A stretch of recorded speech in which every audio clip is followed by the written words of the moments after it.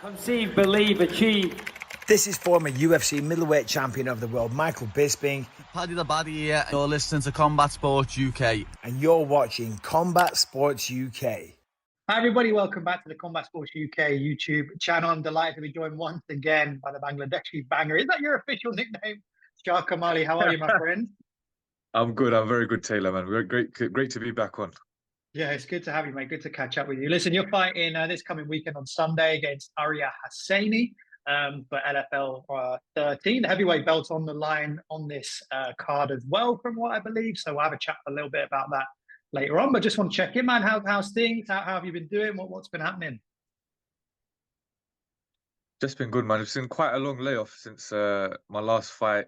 Probably one of the longest layoffs in my career. So I did use that time wisely. I mean, went out to Thailand for a bit, had some good training out there, came back, and yeah, things are going good for us right now, man. Yeah, so how was that over in Thailand? And I mean, we'll kind of tie it into the boxing match out as well. Was that the reason you kind of decided to make that journey, or how did it all come about? The boxing came up is quite a short notice thing. I was contacted by someone who, had links over there to one of the boxing associations that they have there, and they wanted to put on like a little, an exhibition kind of type thing where people are can see what the sport is all about, and they can see, just trying to promote the sport in Bangladesh a little bit, because combat sports are on the rise there. So we went out there for a couple of days. It was just a crazy experience. They're quite new to it still, but I can see the talent growing. They just need a couple more years, and they need a bit more support in terms of from the government and just infrastructure-wise.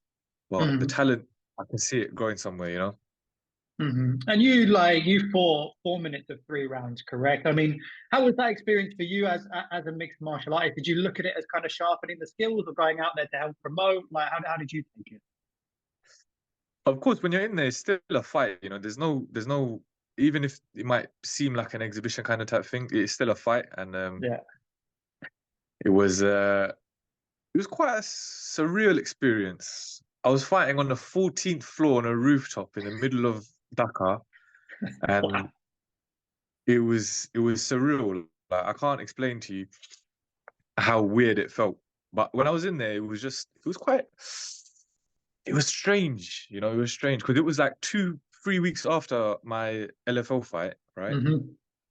And that's quite quick turnaround kind of thing, for another fight. But when I was in there, it was boxing gloves is weird. I just wanted to shoot for take. Boxing. I was gonna throw a calf kick at one point. I was like, get disqualified. Yeah, throw out a big fat. Hey, look, if it's good enough for Nate Diaz, look, I mean, there's no reason you can't go and throw it out there, right? Like, you know what I mean? And then obviously they might have to get me on one of the Misfits boxing cards, man. Let me Mate, I think that would be. I mean, look, you've made your LFL fights so far look easy work. I think that wouldn't even be. Well, if I put my money down on a 10-second KO, I want one of those cards, mate. No doubt about it. And then obviously you went over to Bangtao as well. So was that kind of kicking bamboo trees for a week, or what did you get up to training there? You know what? Funnily enough, I was really ill before I went out there. I got like bad COVID or whatever it was. It was just really bad illness. So when I was there, I was training, but I was still recovering a little bit.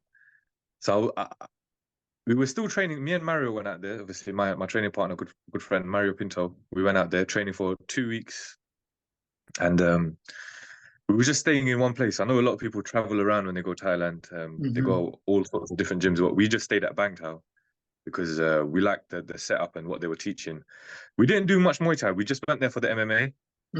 So we just wanted to see what they're doing there. And there's so many training partners from all different corners of the world, just picking their brains about certain techniques, certain things, why they do this, why they do that. There was one championship heavyweight there, Kirill Grishchenko. He was there with his team in preparation for one of his fights. So it was good to you know, roll with these guys, spar with these guys. We learned a lot, you know, being out there, and just training in that different environment helps a lot, just in terms of personal growth as well. And outside of the cage, you know, in terms of the sport and outside of the sport, it helps a lot. Yeah, and building up those connections as well. I mean, what from a training perspective? Obviously, I think we'll see some of it when you're in action on Sunday. But what really stood out to you? I mean, what do you think is the main difference in terms of the culture? In terms of the culture, in terms of like the training Yeah, the culture, MMA culture. Yeah, exactly. there's not a standout difference, I'd say. It's quite similar. It's just there's a lot of different types of bodies in there, you know. And when it comes to gyms like that, you just have to, you know, try and find the best guys there and try and pick their brains, you know, see where you stack up against the best guys, because that's, I think, one of the main advantages of being somewhere like Thailand, you know. The level of sparring partners and training partners you're going to get is way higher than kind of what you'd get in an average room in London or wherever you are training. That's why everyone really goes out there. It's like a hub, because everything's cheap out there. The weather's good, you know. It's just, I think that's the main thing. Yeah, the setup they have there is great. I mean, usually they have kind of restaurants in and around the gym, don't they? And you Yeah, just get a yeah. moped and you can cruise up and down. I've been there myself, and it's quite Yeah. something I can imagine for a fighter. Like it's a real diamond and gem of a place to go. So that was kind of hot off the back of your last victory, another round one finish against Gilberto da Silva. But that's not the big story of the fight. I guess the story of the fight was how you were going into the fight, which is quite remarkable. When I was chatting to you afterwards, I mean, do you want to just go into the circumstances surrounding fight night and what happened? Yeah. So essentially, my striking coach, he caught flu or something really bad, right? And he came back to the gym a little bit early on that Monday, the fight week on Monday or Tuesday, I think. So I went to train, and then unknowingly, I caught something off him.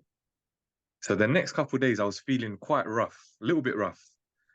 On the Friday, we flew out. Sorry, on the Saturday, we after the weigh-ins, that night, or for a few nights before that, I was having cold sweats, and I was just trying to hide it from my team, you know, because Mario was fighting as well. Yeah. So I don't want to stress him. And we're sleeping in the same hotel room, right? So if I start saying I'm ill, I feel ill or something like that, he might start feeling off his game as well. He might think he might have something. So the day before that, we're warming up in a gym in Netherlands. Yeah, it was Donovan's gym. The manager, the promoter of LFL, he's obviously managing Mario. So we was just training there late at night, and I was like, Stu's obviously trying to warm me up, and then I'm just there telling him. I threw like 2 punches, and I felt like I felt like, you know, like when you're punching in your dreams. Right. Yeah. I just had zero energy, and we went through like a little bit of grappling stuff. I was like, Stu, I'm not feeling good. He said, okay, do what you can. The next day came. I was just having a lot of paracetamol at this point, just trying to control the fever, just trying to feel a little bit better. We're warming up backstage now. I'm feeling like complete death right now. I'm feeling like I'm in no shape to go out there, but I had a lot of people come down for this fight.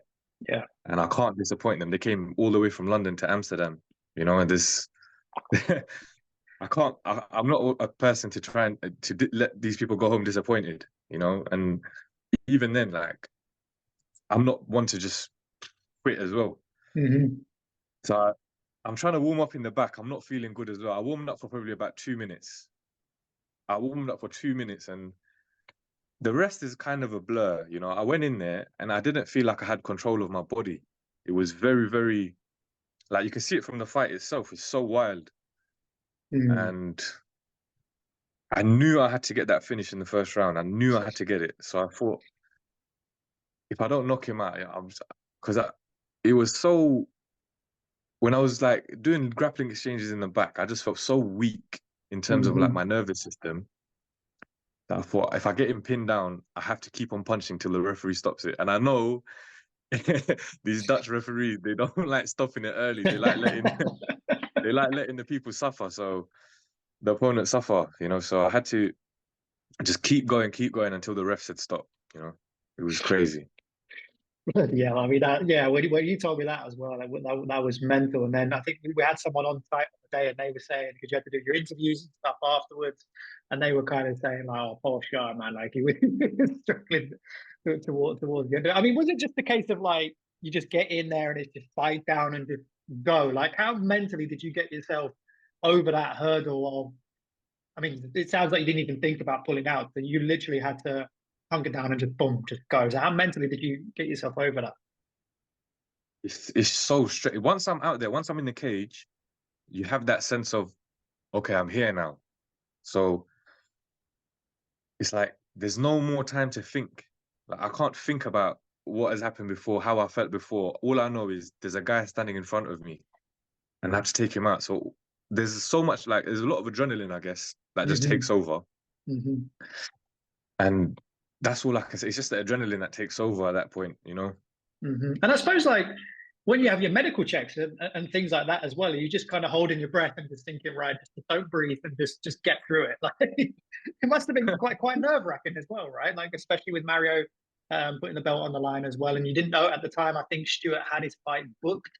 I think if I'm right at that time, so you kind of had that in the back of your mind as well. So like, yeah, it must have been a wild experience even before you got into the cage. Obviously, when you did, you kind of do what you do. So how do you knocked him out in the first round after a pretty wild couple of minutes? How do you look back on the performance? Are there still things you can take from it from a technical point of view and say, okay, this, and this? Or are you kind of like, oh, it wasn't really me? But how do you review that? Do you know what? That's a great question, actually. What I take from it is that I kind of know now in myself that I don't need to wait for a feeling. I don't need to wait for things to feel perfect. I just need to sometimes, you know, no matter what the circumstances, you have to be ready no matter what. In terms of the performance itself, it was very wild, very wild. I learned that he hit me with a couple bombs, you know, and he did, man. Them, he you know? got you, yeah. But I didn't feel like it hurt me or anything. But I need to be aware of that going forward. Obviously, that was defense-wise. I managed, you know, I took that away from that fight. I need to, you know, you can't rely on your chin forever. You know, it's even though you know they brushed the beard or something, you know, beard but, power, yeah. Yeah, do you know what I mean? But you gotta really be wary because some people can hit and they put you out, and that's it, you know. Yeah. Technically, you know, I probably might need to grapple a bit more. You know, I'm not really showing it much, but I can grapple when needed. I'm very, you know, astute technically, you know, in grappling. So, you know, that's what I can take from it. Yeah, I mean, obviously, you guys have got Stuart as your head coach, who's put that on display in his performances recently with Octagon, and Mario. Obviously, in that main event, had to do a bit of that as well. So you guys are certainly not lacking for grappling prowess. Hell of a story for that fight. So, like you said, it's kind of been a bit of a layoff, but you do have the Arya fight coming up, obviously this weekend. This guy tends to not go past the first or second round. So you must be looking at that, kind of licking your lips, thinking, "Oh, okay, right, this is a good opportunity for me." So how do you see it kind of fight week now? How do you see the matchup so far? I just got to keep it simple, you know, stick to the basics, you know. We'll see when we're in the cage, you know. I've watched him live, funnily enough. I've watched him versus Thomas Namo, and I was meant to fight Thomas Namo, you know. So MMA math going as it is, Arya beat Thomas Namo. If I beat Arya, I beat Namo and him, you know. So it's the best of both worlds. So it is what it is. It's I can't complain. It's a fight at the end of the day, and you just have to get the job done. You know, simple as that. Yeah, you just have to kind of beat who's in front of you. I mean, would that be? it's an interesting one with fighters because you kind of want to finish the fight as quickly as possible. You don't get paid overtime. You want to get those bonuses, but like you mentioned, you do want to show that grappling a little bit. So is there a part of you that's kind of like, oh, okay, I would like to extend it into that second round to try this out a little bit, or like, do you get feel for it on the night? Like, it must be interesting how you build the game plan around that as well. Yeah, it's sort of, sometimes you can't build it too much, you know. It depends on their skill sets as well. Mm-hmm. But I think my style is I like to finish it, you know, first Mm-hmm. rounds when I can, you know. I don't. Sometimes I try to go for the finish. Sometimes it just happens, you know. So that's my style. If I land, I'm gonna aim to hurt you. So we'll see on the night. I think it's not gonna go the distance, hopefully, you know. But we'll see, you know, what he brings. Yeah, that would definitely be where my money is as well. And obviously, we'll talk about Mario in a little bit, but obviously with him going up to the Contender Series, he's vacated the belt. The belt is on the line on this card. With this win, looking at kind of where the division is, how far away do you think that puts you from that kind of opportunity? Do you know what? If I finish it in the first round, let's make it a one-night tournament, man. Let's go. We know that fight for the belt. No, but I think probably the next fight or the next fight after, you know. Mm-hmm. I think style-wise versus both of those guys in the fight in the title, fighting for the title, I think I'm a problem for them. So, you know, I'm not far away. That belt is going to come back to London one way or another, you know. It's only on Mario's loan. left it for me. Yeah. That's right. And they should. I mean, look, a WWE style Royal Rumble, halfway through the third round, your music cracks on and you go in, mate, that would be something. That would get the MMA masses talking. That's what they've got to do. I'm sure Pride probably did it at some point during the day, but no, that would be that would be amazing. I mean, yeah, like a good performance here and there, and then you're a couple of fights. I mean, and you'd hopefully aim to get one or two more in at least this year, depending how this goes. I mean, let's jump to Mario. It's been announced, obviously, that he's going to go into the Contender Series. We don't know an opponent yet, but I mean, first of all, like, how do you see him getting on? Do you see him? The heavyweight division of the UFC is pretty competitive, obviously, but they tend to get, like, if you look at Gaziev, for example, got a chance pretty quick. I mean, how's the confidence in camp, and how are you guys kind of looking at the Contender Series for Mario? I think, you know, opportunity came at the right time. It's a good matchup. I think without sounding too confident, I mean, I hope he doesn't see this part, but I think he's going to school the guy, really and truly. Mm-hmm. Confidence is high, but we're confident because we're always in the gym. You know, This is what we do day in, day out. And we're not overlooking the guy. We're not over, you know, making it seem like it's going to be easy. But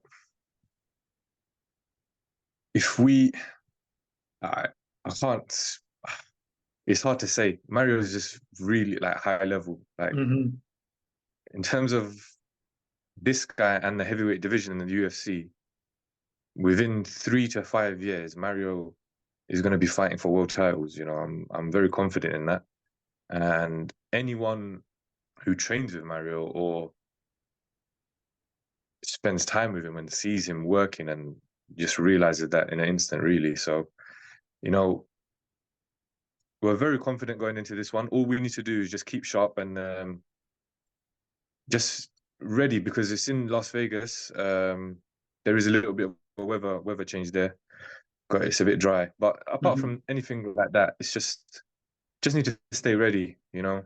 Yeah. Other guy comes in, you know, as well, doesn't pull out or anything like that, because this is a long-awaited opportunity. And really and truly, it should have been earlier than it is, but obviously he wanted to take his time.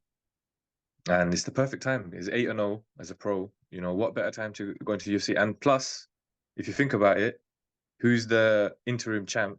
It's Aspinall, right? He's the champ. None of this interim stuff. He's the champ. He's the champ. Yeah, let's say he's the champ. Yeah. Who is his only legitimate loss? Yeah, Stuart.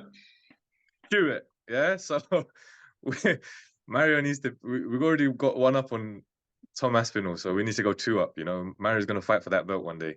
Oh, yeah, I mean, if Mario continues his development the way he is, that's a banger of a fight, an absolute banger of a fight. And I guess it suits him well going the distance in his last fight as well, build up some of that adversity. And then from your perspective as well, what's it like to kind of be there, seeing that pathway kind of be created, and you can kind of see similarities, right, in terms of the journey. Okay, you can kind of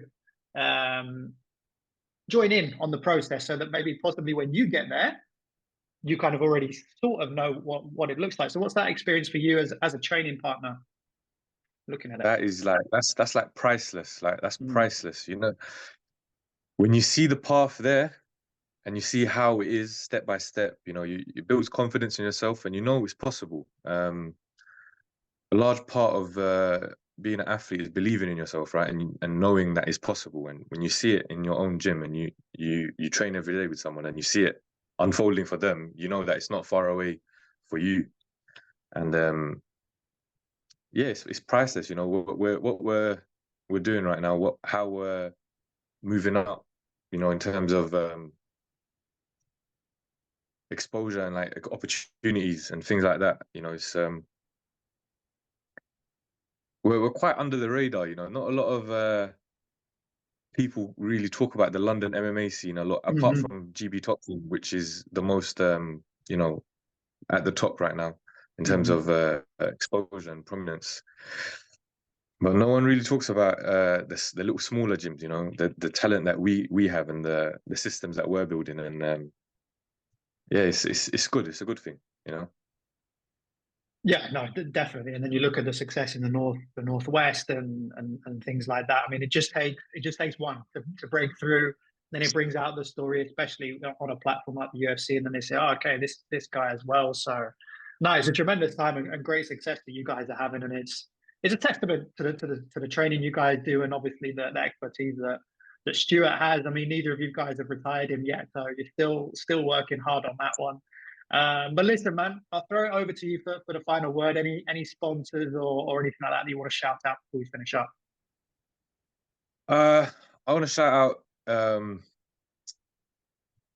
my sponsors, Johnny Walls Bakery, Ben Johnson Road. My sponsors, Metropolitan Crown Estate Agency, Bonbons, and my gym, Tiger Style MMA. So those are the shout outs that I wanna get out there. That's sick, man.